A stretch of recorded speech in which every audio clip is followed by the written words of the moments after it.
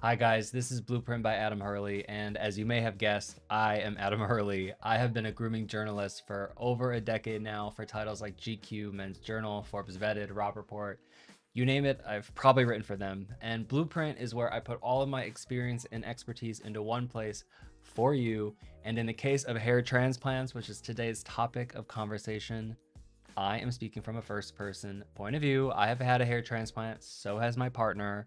So I'm combining not only the research and expertise that I have on the topic, but I'm also putting a lot of my experiences into this one, okay? Now, there is going to be a separate video where I do walk through the experience that my partner and I each had with our hair transplants. This is not necessarily that. This is more what you should know about before you get a hair transplant, if you're even a good candidate for a hair transplant, what to expect from the process. We'll talk about the costs you can expect to pay, the current technologies that exist, the difference between going near or far away for a hair transplant, red flags to look for when choosing a clinic, all of that. This is a two-parter video. I'm also going to have a second one where we go through the pre-procedure, the day of, the typical timeline for recovery, those sorts of expectations you can build around the actual process itself. And then in the near future, I'll talk about my personal experiences. I really want to get you ready for what to expect. And maybe the conclusion is that bald is the better option for you. And I do want to iterate that bald is great. It's going to save you a lot of time and money and stress. And you know, what matters most at the end of the day is that you do what makes you feel great and confident. You should take all this universal advice and then arm yourself with that while you go get individual direction. I am not a doctor. I am a journalist, so all of this is coming from the research and my lived-in experience with hair transplants. But it is so important for you to get tailored advice on your situation from your own doctor, from your own surgeon. We've got a lot to cover in this video, so let's waste no more time. So first, why do hair transplants actually look good now? The answer is twofold, and it has to do with both the extraction and the implantation process. On the extraction front, they're no longer taking a strip of skin from the back of your head, so you don't have to worry about leaving a noticeable scar anymore. You might remember the plugs of like 10 or 20 years ago. They would take clusters of grafts and just plug them into the top of your head, not at any smart angle or anything, just put them up there to fill in the gaps and to make everything look a little fuller. But the result then would be a bunch of doll-like clusters of hair that just looked really unnatural. So now we're able to get this really natural result just because of the precision that goes into it. They're able to individually extract the grafts from the back of your head almost in a uniform way. And then on the implantation front, they're able to take those same grafts and put them one at a time at the natural angle of which the hairs would otherwise be growing if they had grown from that spot on your head.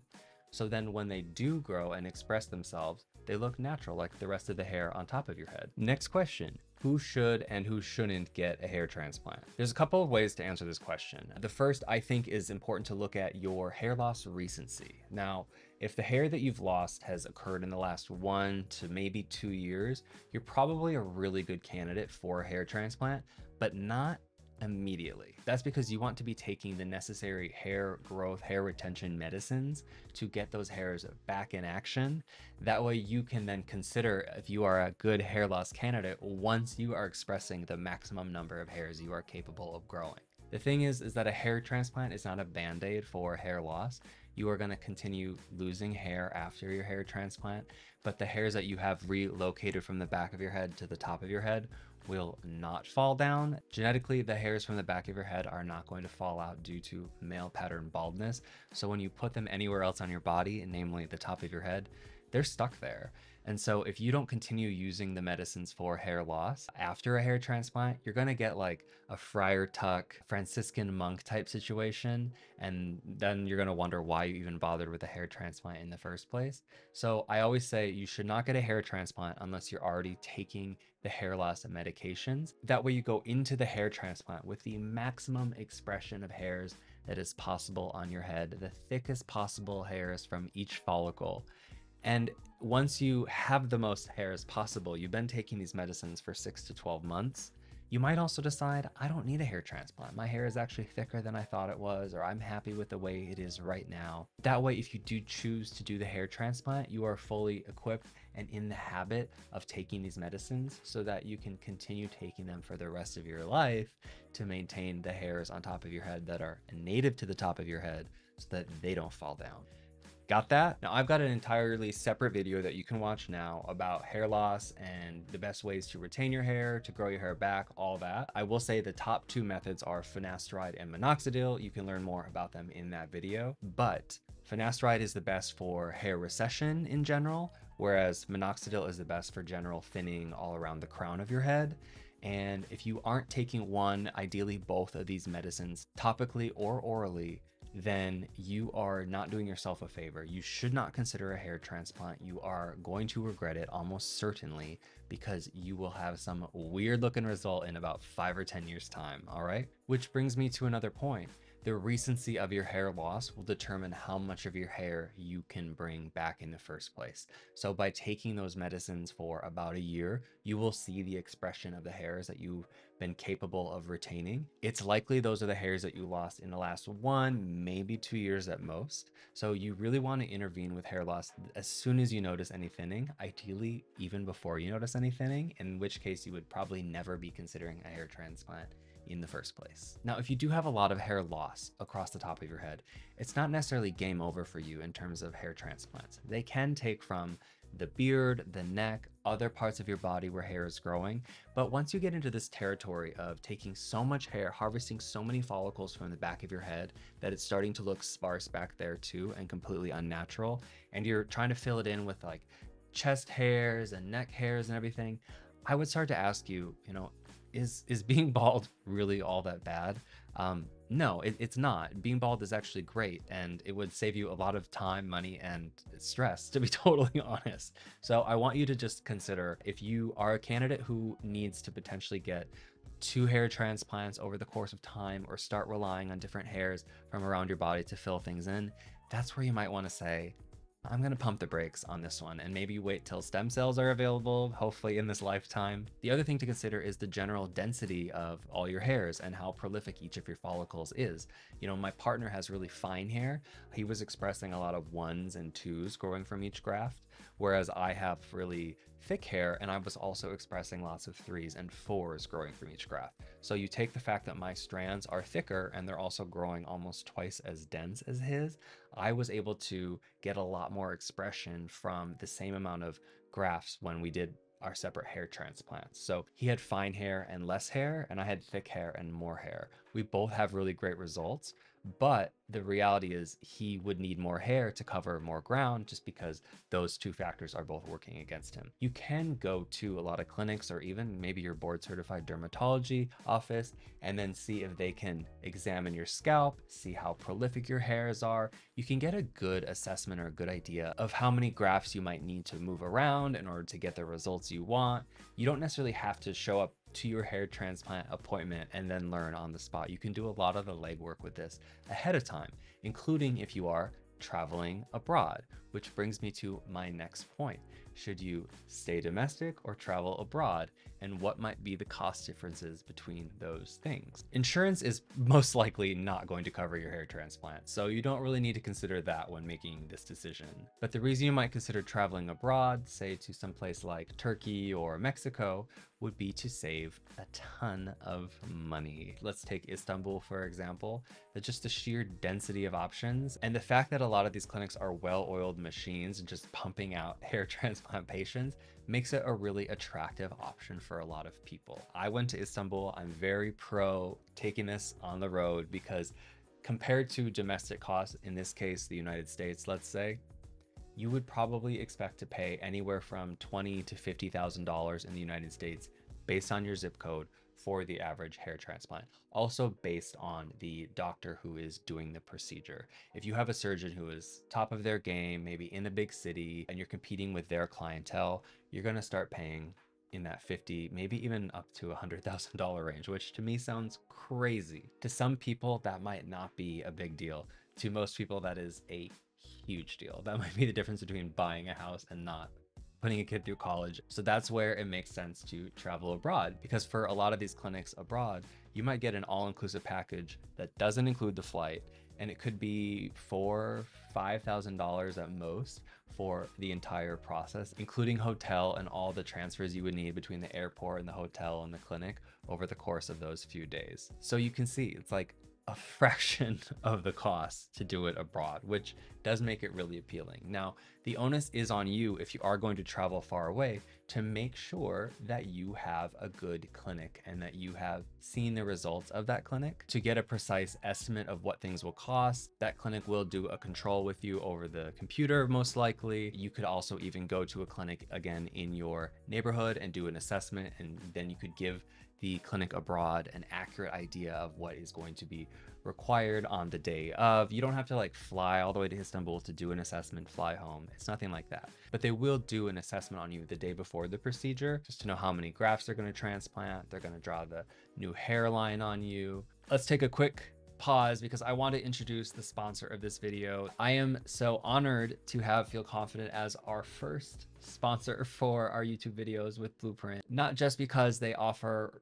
low cost access to the most important hair loss medicines like minoxidil and finasteride. They've also got the most essential and universal hydrating, nourishing, gentle skincare products, as well as a really great scar gel. They've also got hair thickening shampoo, conditioner, and foam. But beyond all that, they are founded by one of the most respected people in this space, somebody whose expertise I use so often in my articles with GQ and Rob Report and Forbes and all of them. This is Dr. Gary Linkov. You're actually going to see him later in this video.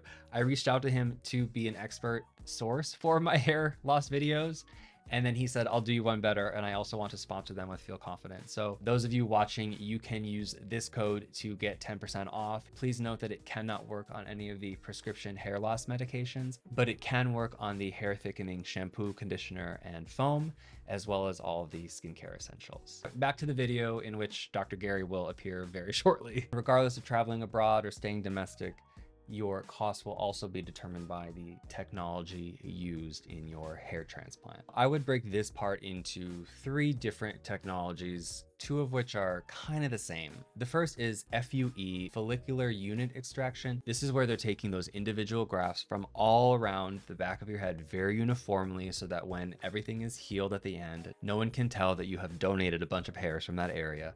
And then they're sorting all those hairs separately, and then they're going to take all the ones that are growing just 1 or 2 hairs from each graft. Those are going to make up your hairline. It's going to make a really soft entry to your hairline instead of being like really thick, full of like 3s and 4s.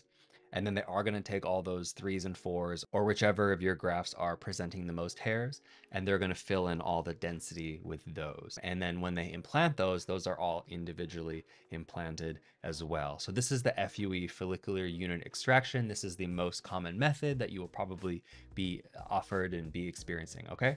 Now, there's also something called the DHI method. DHI stands for direct hair implantation. I want to warn you because a lot of clinics will vilify the FUE method and say that DHI is the absolute best you can possibly get and it doesn't get any better. Now, truth be told, DHI probably is a little better than FUE, but I would say nominally in most cases. With DHI, they're often using the same pen. Once they load the graft in the back of it, it can make the incision and implant the hair all in one fell swoop. So in theory, it can speed things up when they do the actual hair transplant, because with the traditional FUE, they're making the incision and implanting the hair in 2 separate motions. But in terms of healing, in terms of recovery, in terms of pain, I don't think you're going to feel a huge difference in the process.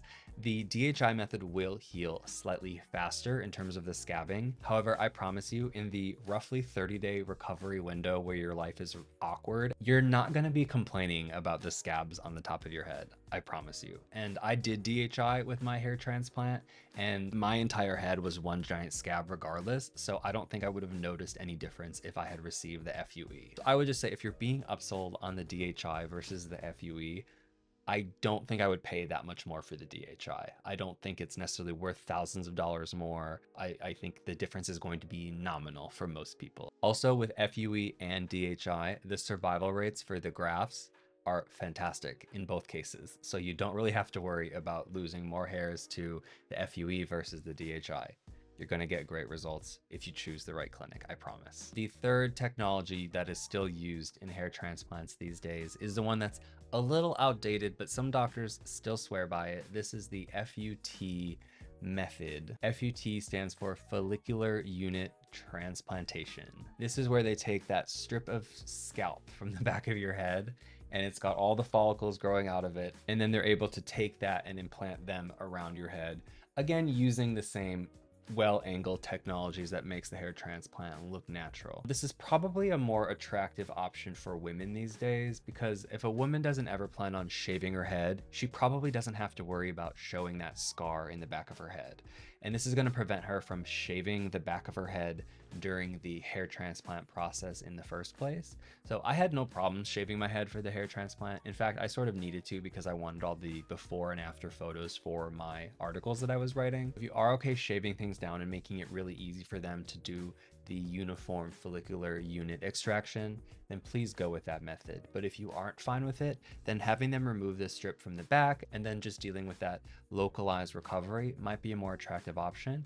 In this case, you also are probably someone who doesn't want to shave the top of their head to receive the hair transplant, which you do not have to do, and then they can fill in like hair densities. This is why it's much more common for women to do this, I think, than it is for men, because a lot of men, even though they might get a hair transplant, they still might want to buzz their hair down and just rock like a tennis ball buzz cut or something like that.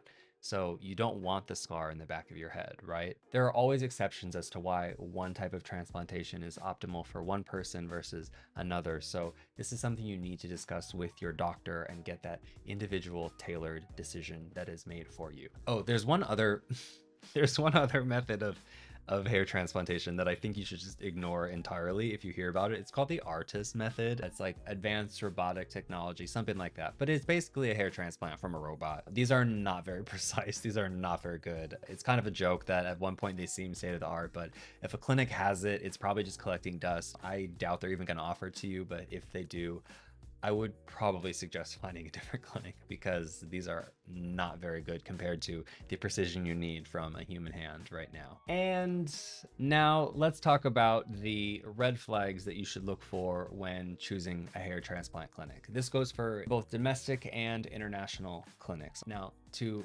provide this expertise, I did call in Dr. Gary Linkov, as I mentioned earlier in the video. Let's hear what he has to say. I'm Dr. Gary Linkov, a hair transplant surgeon in New York City. Let's go over some of the red flags that come up in choosing a hair transplant clinic. The first is the lack of doctor involvement. You want to make sure that you meet your doctor during your consultation, and you want to make sure that they're there for you the day of your surgery and that they're leading the surgical team to get you the best possible result. This goes back to my point earlier about even if the doctor that you've hired is just overseeing the procedure.